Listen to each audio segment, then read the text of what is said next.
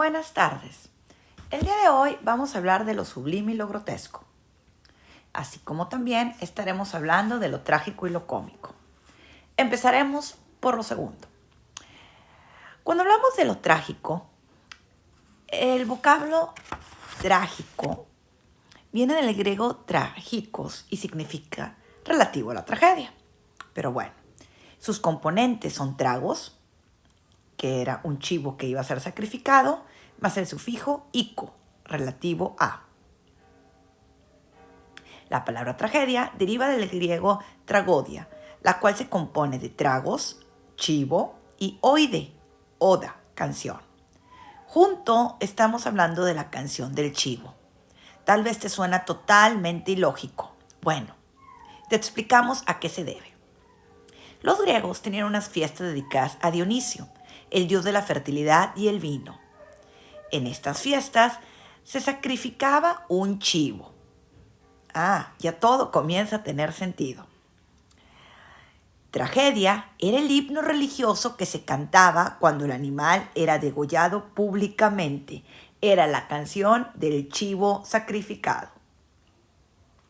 Pero bueno, ya que te explicamos esto, en lo estético, lo trágico es la categoría que engloba temas como sufrimiento, la muerte, sucesos dolorosos y normalmente y siempre terminan de forma triste y funesta. Este género, que lo encontramos por primera vez con Esquilo, Sófocles y Eurípides, para el griego Aristóteles tenía una connotación especial, ya que la tragedia genera piedad y temor al ver el destino de algunas personas reflejado en esa obra. Y esto le provocaba una purificación emocional. A esta purificación emocional, Aristóteles la llamaba catarsis. Por el contrario, el término cómico viene del latín comicus, que es algo chistoso, que divierte, alegre representación, un festín, un cántico. Y también proviene de comodicus, relativo a la comedia. Es una mezcla entre lo feo y lo gracioso. Es algo que divierte y hace reír. La comedia es el género dramático opuesto a la tragedia. Se caracteriza por ser absurdo, contradictorio, no busca purificar a nadie. Tiene finales ridículos, inesperados, pero felices. No es necesario siquiera que tengan una crítica implícita. Los mayores representantes en la antigua Grecia fue Aristófanes, con los acarnienses. Podemos encontrar la comedia en caricaturas políticas como las de José Guadalupe Posadas o en películas como Jojo Rabbit, que es una comedia negra y comedia dramática del director neozelandés Taika Waititi, por mencionar dos ejemplos. Lo sublime y lo grotesco. Bueno, las categorías estéticas de lo sublime y lo grotesco, este par encierran en sí cosas que tienen que ver con sentidos figurados. En el caso de lo sublime, se habla de aquello que es excelso, eminente, de elevación extraordinaria, a cosas morales o intelectuales. La palabra sublime proviene del latín sublimis, que significa bajo el límite. Sus orígenes se remontan a la obra Sobre lo sublime, del crítico o retórico griego Longino, que se calcula que vivió entre los siglos I y III. Es una de las principales obras de la poética y crítica literaria, en la cual Longino considera lo sublime como un adjetivo que describe la grandeza. Pero es más allá, es una belleza extrema capaz de llevar al espectador a un éxtasis que ni siquiera es racional, o incluso de dolores que son imposibles de asimilar. También describe esta elevación del pensamiento o lenguaje que generalmente se usa en la retórica. Hoy en día usamos el término sublime para definir algo que es grandioso, elevado e infinito, que es más allá de nuestra esencia humana. No obstante, Lo sublime causa un sentimiento de miedo y admiración ante un poder o algo que va más allá de lo normal. Resalta nuestros límites humanos, esa grandiosidad. Por ejemplo, se dice que la aurora boreal, un cielo estrellado, el mar inmenso son sublimes. También se aplica a heroísmos o a sacrificios.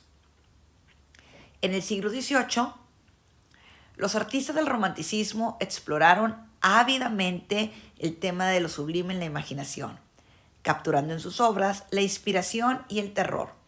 Representaban así escenas de pesadillas y paisajes naturales.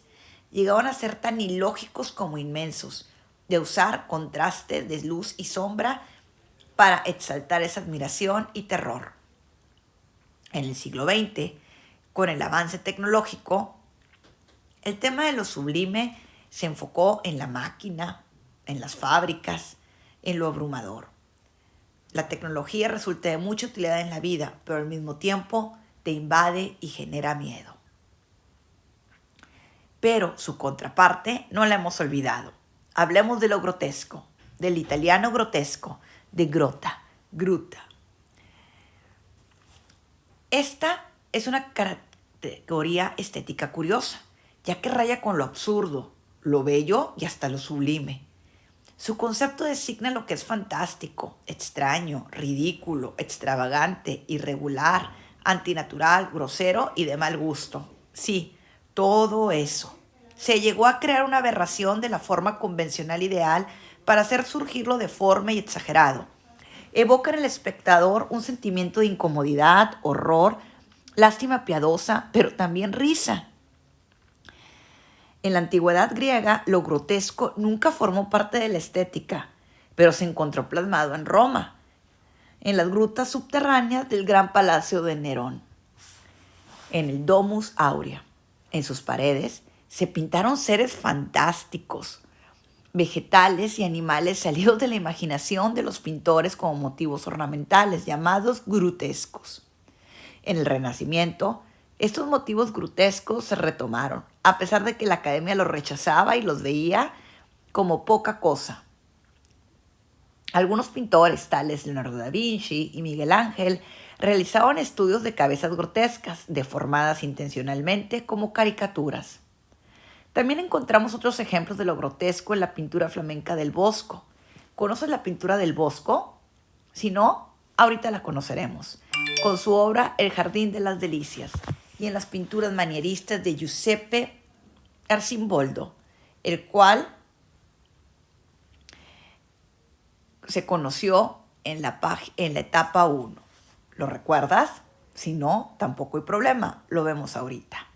No obstante, fue hasta el siglo XVII el siglo XVIII, que empieza a considerarse como categoría dentro de la estética, con la obra Arlequín del teórico Justus Moser, se lleva un trabajo de justicia frente a la existencia de otro mundo, lo cómico grotesco, y se deja de desvalorizar, al igual que de parcializar.